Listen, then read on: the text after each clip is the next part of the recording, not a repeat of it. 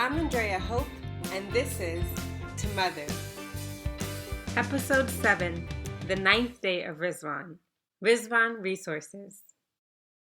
Hi, I'm Andrea Hope, a Baha'i mom and poet, and this is my podcast where I share reflections on parenting with purpose in the modern world. I share some quotes from the Baha'i writings that inspire me, some practical tips and resources, and sometimes my poetry. Today I'm going to be talking about the 9th day of Ridvan because that's coming up soon and we've already had the first day of Ridvan. Before I start, I just want to say that I'm really tired. I'm really just feeling so tired today. I'm mostly tired because we have 2 kids under 2 and it's really difficult for me to breastfeed and take care of our 1.5-year-old. Breastfeeding takes a lot of energy out of me. One of my struggles is that I don't have a strong appetite, so I tend to not eat a lot in general, and then when I'm breastfeeding, I need to eat more, but I don't feel hungry. I just know that I need to eat more because if I don't, I feel weak or I get dizzy or something like that. But it's not that I'm actually feeling like, oh, I'm hungry, I want to eat so much. But so that's part of the reason. But I think, just in general with the lockdown, I realize I'm one of these people who gets overloaded easily. Like I'm very emotional, sensitive, empathetic person. If I can say that about myself just from my experience. Sometimes people in my life would be like, why are you crying? You have nothing to cry about. Your life is fine. But it was really crying from empathy. Like I would just see what was going on in the world and sometimes feel helpless and want to be able to contribute to like a better world. And now I know that I can do that through the faith and through my daily actions. But I still sometimes can get overloaded with the emotional weight of that. And so I have to be careful about interacting too much with the news or with my news feed. And so part of the tiredness is just I don't feel personally too distraught about everything, but I'm not in the hospitals. I'm not on the front line. I'm not in a government having to make those tough decisions about what to do and how to do it. So in my day-to-day life, I am not feeling that kind of weight and struggle, but I recognize that other humans are feeling that and I feel connected to them. And sometimes I can feel guilt that like, oh man, right now someone is going through something really traumatic that I would have a very difficult time handling emotionally. And I get to sit here with my children, which is also stressful at times, of course. A lot of times right now because we're inside so much. But yeah, I can sometimes just feel like, oh man, I wish that I could do more. I wish I was in a financial position and in an emotional position and in a position of influence that I could do more.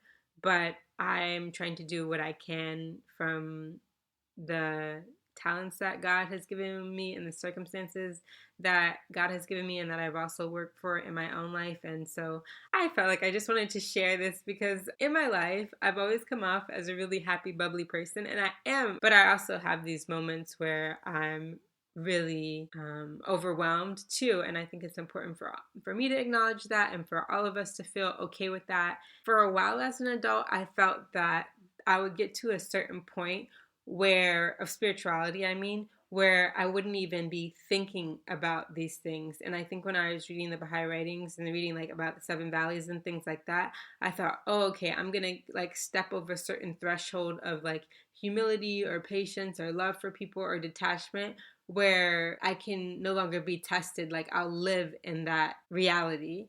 And as I've gotten older, I realized, at least for me, I don't know about everyone, but at least for me and my human experience, I'm probably never going to get to that place where I'm not affected by things. So the best that I can do is to acknowledge when I am affected by it and then recenter myself, but not to expect myself to, oh, well, why do I feel tired in the first place? Or why do I feel pain? Or why do I feel guilt? Or why do I feel these things in the first place? Those things I've learned that I have to accept them and then say, okay, from this place, what can I do? And so that's just my personal experience, and my avenue has generally been children and the arts. So although I would like to, in a more direct way, alleviate suffering for people, maybe I would like to be the one to go to someone's house and deliver things that they need, or I would like to be the one who can offer money and offer whatever kind of support to people who are low income or homeless and who are dealing with this lockdown and like on a day-to-day basis wondering how they're going to pay their bills. Like we're wondering how we're going to pay our bills like on a month-to-month basis, but there are people who are on a day-to-day basis thinking about this. I have a friend in Tanzania who told me that, there are people who get paid that day and they use that money to buy their dinner, so they can't shut down certain things because there's just no way you would eat that night.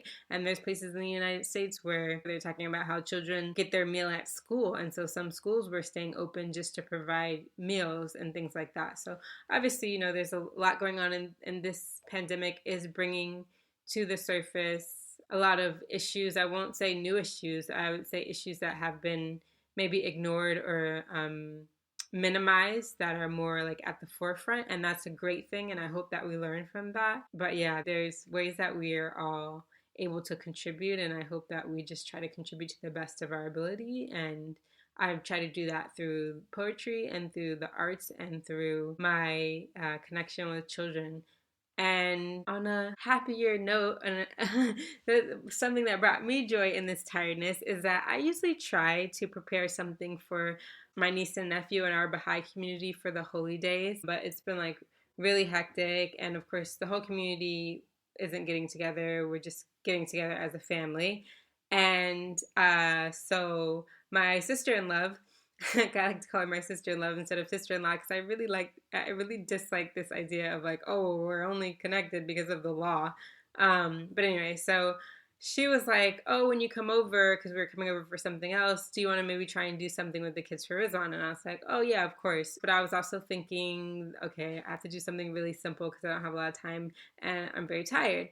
And so we get over there, and I have this little program in my head, and my niece asked us to leave the room. Everyone has to leave the room.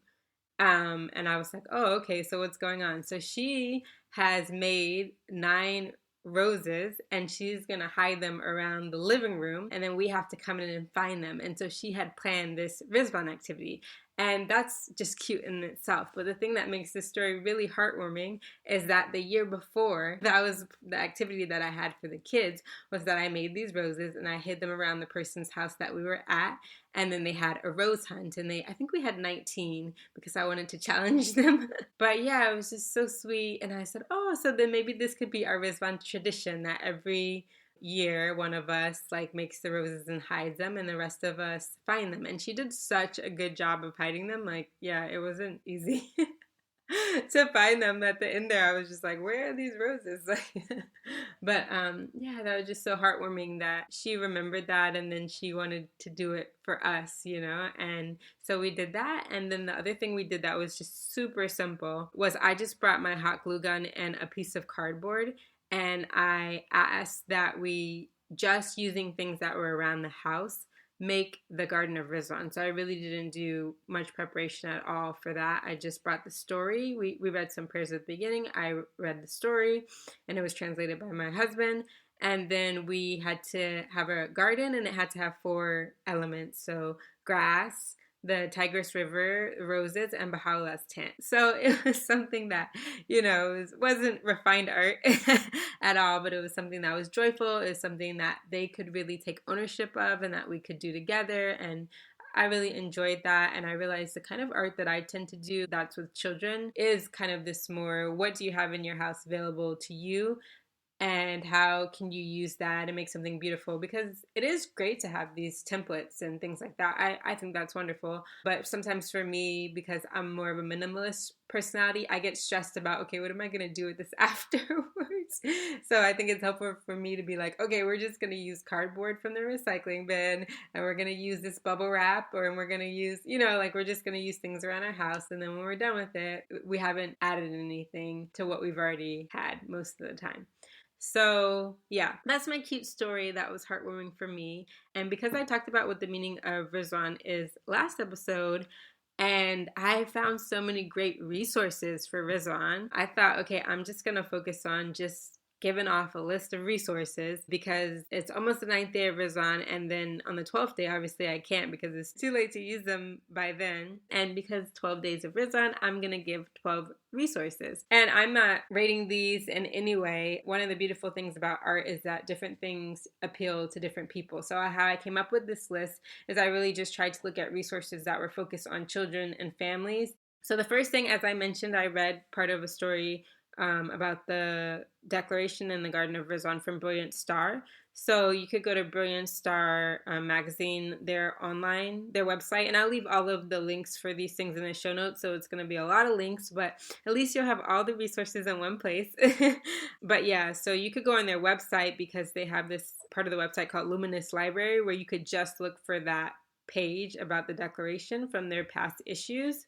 Or there's a book with the stories of Baha'u'llah, and that's where I found it because I have the book. Again, it might be easier to use the website also because it would take some time to get the book and you might not have the time. So it might be something that you order now, but then in the meantime, you just print from the website or read from the website.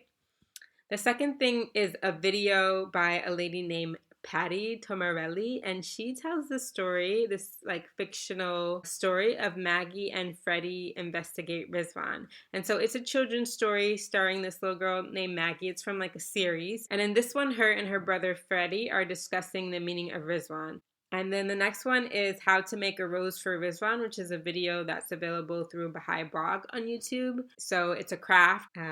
Number 4 is a video by Bree Vader, and it's the story of Ridvan, and her family created this beautiful craft garden. Now, I was talking about how we made this garden of just things that you could find around the house. Their garden is like on the opposite end of that spectrum. Both for joyful activities, both have their place, but let me just tell you, they made this beautiful Ridvan garden, and then one of them is narrating the story of the Garden of Ridvan, and there's also some quotes from Baha'u'llah. Number 5 is the Belize Baha'is have put up a video. It wasn't this year, it was a while back, but it was at the International Convention. So they had delegates say Happy Ridvan in different languages, so to give Ridvan greetings. And so I just thought that would be interesting for family and children. Number 6 is a song called Ridvan by Diana Howlett, and that's also available on YouTube. Number 7 is the Ridvan is Everywhere program. So I was invited by some friends in the Los Angeles Baha'i community to contribute children's programming to the Ridvan is Everywhere program. And so you'll see a little clip of me in there. So number 8 is the Garden of Ridvan, the story of the Festival of Ridvan for young children. And this is by Alhan Rahimi. Again, this is a resource where it might be a little late to order it now. You can try, maybe you can get it shipped quickly. But yeah, it's also available as an ebook. So that's your other option. So if you want to order the book and then you say, okay, just in case it doesn't get here in time, you know that you have a backup. Number 9 is the song In the Garden of Ridvan that is available on ruhi.org, and you can also find videos of it on YouTube. So there's a video by Maha Eskandar. It's called In the Garden of Ridvan, but you probably know it as Roses, Roses, because that's what I thought the name of it was, because it's the roses, roses everywhere, as far as the eye can see. So just a reminder that that song's out there, and you can download it for free from the Ruhi website. Number 10 is an article from Baha'i blog that's called 7 Ways to Celebrate the Festival of Ridvan at Home. And you would think from that title that this has to do with the time that we're living in right now, but it's actually an article from 2017. But I just think it's kind of interesting that, you know, it can very much be helpful here where you're doing most of your celebrating or all of your celebrating at home. Then number 11, I've grouped a lot of things together that are all falling within this resource, which is coloring pages. So I have seen a lot of offers from people of free coloring pages that have to do with Ridvan. Most of them are different kinds of roses, and I'll try to link a few of them. I'm sure it won't be all of them. So for 12, my last one is actually a song, but the reason that I put it last, even though I moved on to coloring pages, is because I have permission to play it. So it's something that we're going to be ending with. Before we end, I wanted to say I said that I was going to tell the story of the roses, but I tell the story of the roses in this video, Razan is Everywhere. So I'm going to let you go ahead and hear it there in the context of that wonderful program. And I also have a video on YouTube where I tell the story. I'm trying to work on getting the video done a little bit more professionally. But yeah, I have a video on YouTube where I tell that story. And so I'm going to end, because I have permission from Haley, Meryl Fadu, to play her Rizwan song. And there's a great video of her singing it with her children. But for now, I'm just going to play the audio of the song. Let us end with this joyful Rizwan song, and happy Rizwan, and much light and love to you.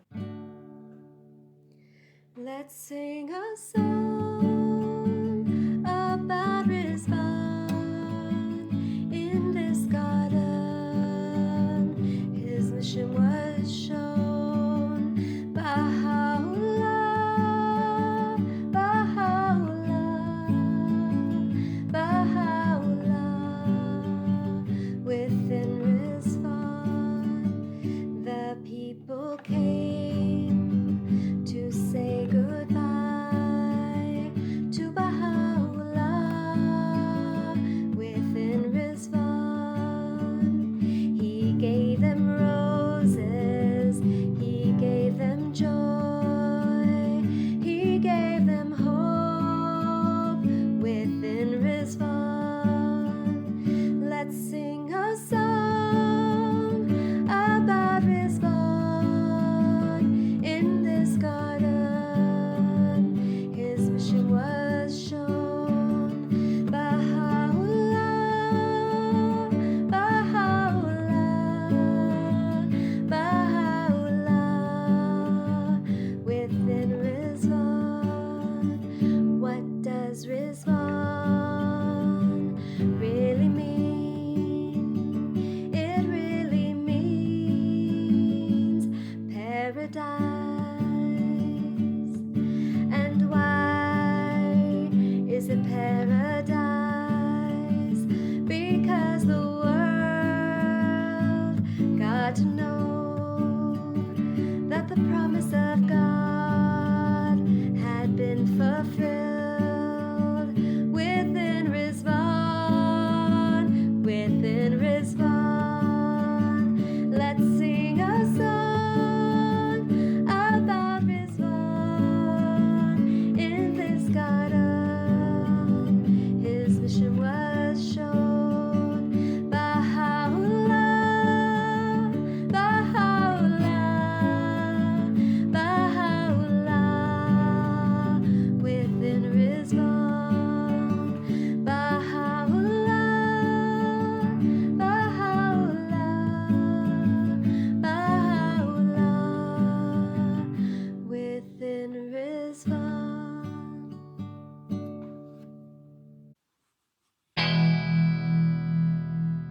To Mother is an individual initiative and provides only the personal reflections and insights of its creator, that's me. For more information about the Baha'i faith, including access to the official writings and contacts for Baha'is in your community, please visit Baha'i.org.